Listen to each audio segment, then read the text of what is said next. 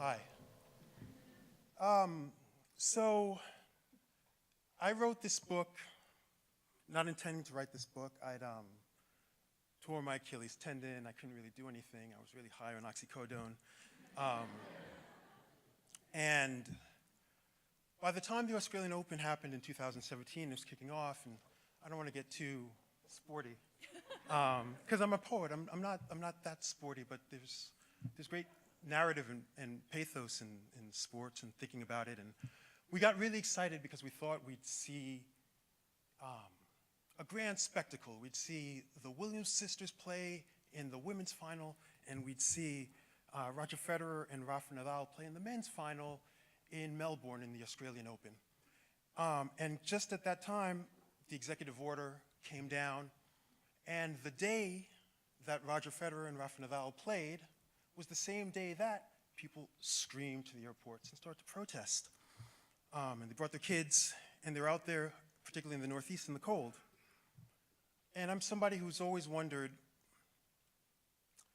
with tennis, but all sports really, kind of like where the world, the real world, begins and the fantasy that is sport ends. And it seemed such a rich and necessary hole to kind of fall into. And that's where this book really started, not on the grass of Wimbledon and not on the clay of Roland Garros, but rather there, where you wonder, after you've watched a wonderful tennis match at 5 in the morning or 5:30 in the morning, where are you going to go?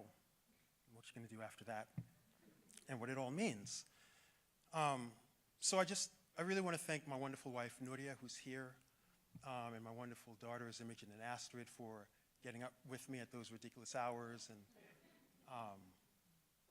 just kind of really being there and going to the US Open with me and all those crazy things. I'd like to thank my folks for passing on this wonderful game to me that, as wonderful as it is still a colonial inheritance for them and something that I made sense of on the strangest courts you'd find in parts of New York City.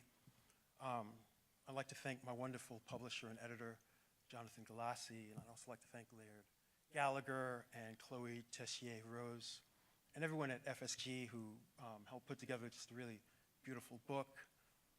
All the editors of the Paris Review, David Shiftel, and of course also Caitlin Thompson at Racket, and just really all of you, the other finalists, of course, and the judges and Penn. I accept this gift not as a prize, but really just kind of as a sign that we find synergy in our deeds, that action's the only testament for moral behavior. And writing's the only action that I know where I feel like a really ethical and moral person. Thank you for sharing this moment with me, and for those of you who spent any time with this book, or on a tennis court, or enjoying intermission with their better half.